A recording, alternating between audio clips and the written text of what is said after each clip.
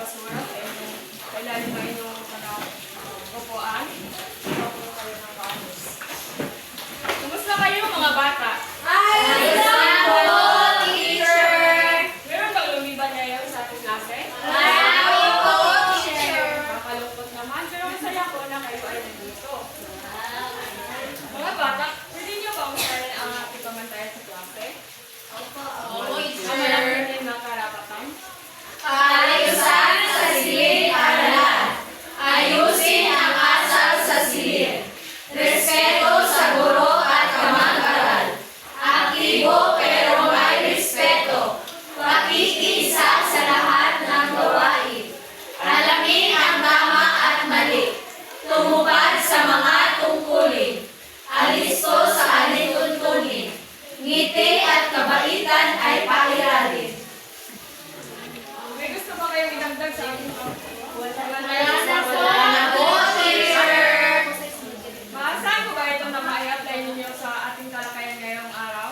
Opo, teacher! Mga bata, may tanong ako sa inyo.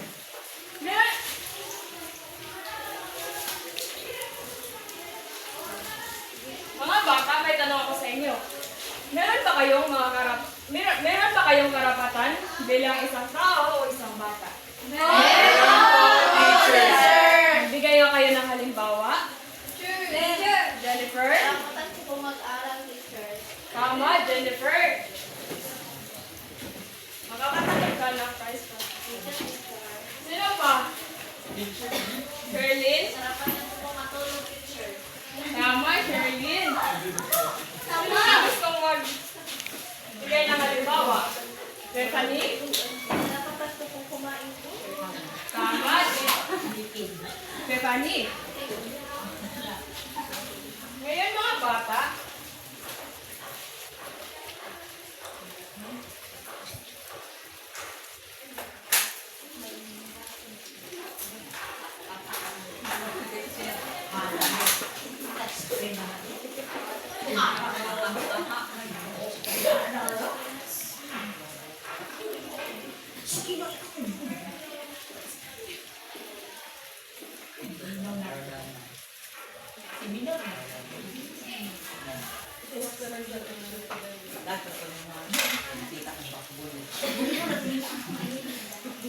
ngayon mga bata, may papakita ko sa inyo na larawan. Ang tanging gagawin niyo lang mga itaas ang inyong kamay kung gusto niyong sumagot. Opo, teacher. Unang larawan. Teacher! Ano na-observe niyo sa unang larawan? Jeffel Mark? Nag-aaral teacher na mayroong guro at may mga estudyante. Tama, Jeffel Mark.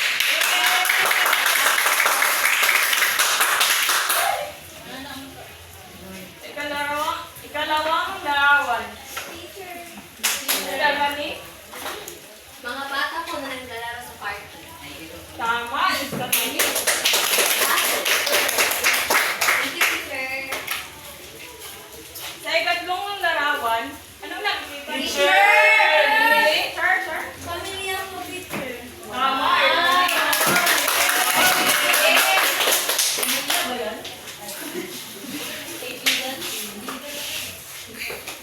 Ikaapat na larawan. Ano siya? Observe ninyo.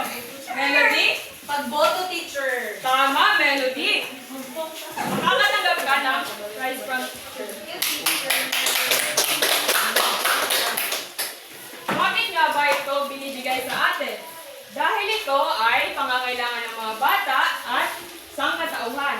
Ito ang karapatan na makamtan ng bawat isa. Ngayon mga bata,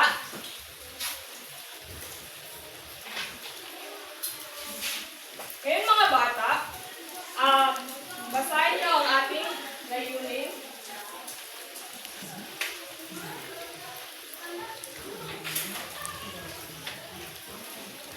Nakapagbibigay ng halimbawa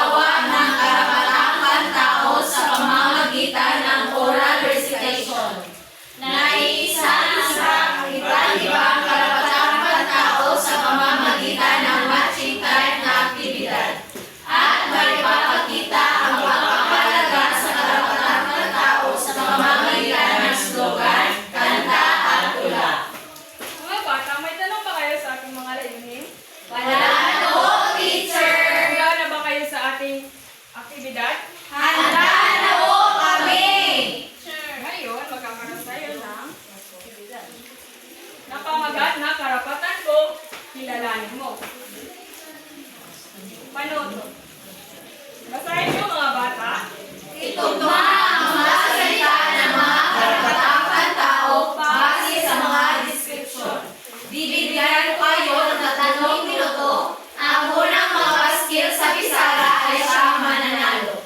Kapag kayo ay tapos na, humingi ng isang representative upang ipaliwanag ang inyong gawa. Simulan mo ang... Ipapangkat ko kayo sa 3. Simulan ang pagbisa. 1, 2, 3, 1, Dalawa. 3, Isa. 2, 3.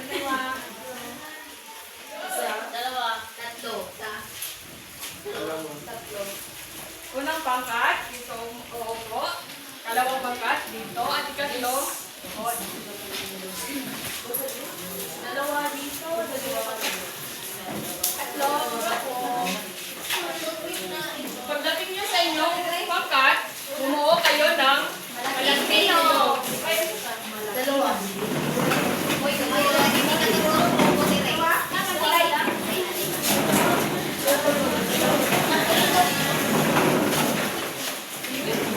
Dalawa here, dalawa here, dalawa. Ito ay sa unang pangkat. Dalawang pangkat. At tatlong pangkat.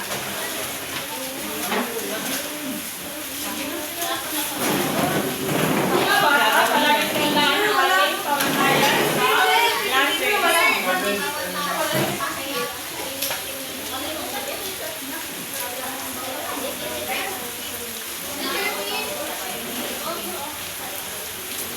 Teacher, why don't silent? Teacher.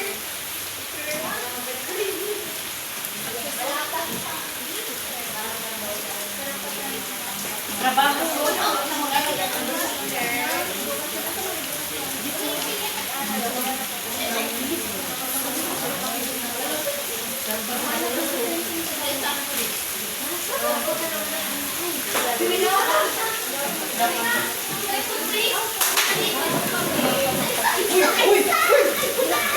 Mga bata, layo na yan. Sa klase.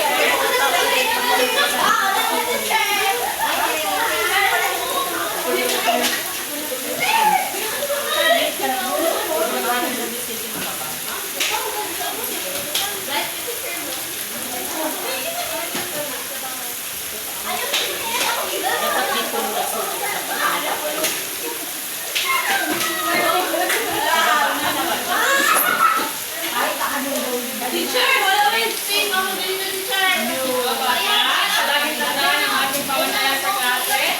Naintindihan niyo ba mga bata? Oo, teacher.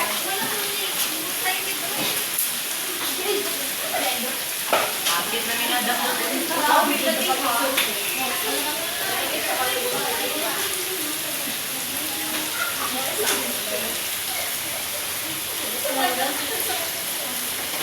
Umupo lang kayo ng ayos.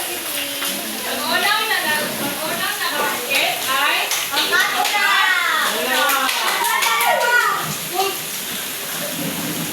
pagkatuna. Saan ang inyong representante? Lahat ko ba ito? Kalayaan ng bawat tao na ipahayag ang sariling opinyon at saloobin. Ikinulikta namin ang karapatang magsalita, teacher. Tapos sa pangalawa, karapatan ng bawat bata at mamamayan na makatanggap ng edukasyon. Karapatan na makapag-aral, teacher. Lahat ng tao ay dapat upuin ng patas at walang pinipilingan sa ilalim ng batas. Karapatang pantay-pantay sa harap ng batas, teacher. Karapatan ng bawat isa na makahanap ng disenteng trabaho at tamang pasahod. Karapatan magkaroon ng hanap buhay, teacher. Karapatan ng mga mamamayan na pumili ng kanilang mga pinuno sa malayang halalan. Karapatan demoto, teacher. Salamat, Silvi. May dalawang pangkat. Saan ang inyong representante?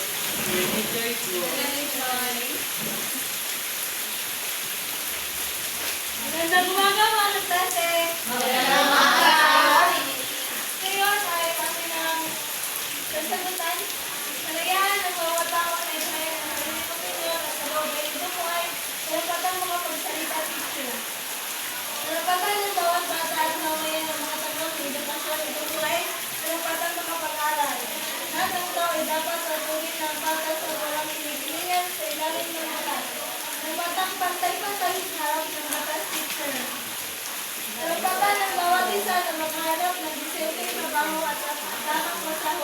karapatan magkaroon ng hanap buhay, sir. Karapatan ng mamamayan sa pamilya ang kanilang mga pinulong sa mga sa mga patang bumuto. Salamat, Jen.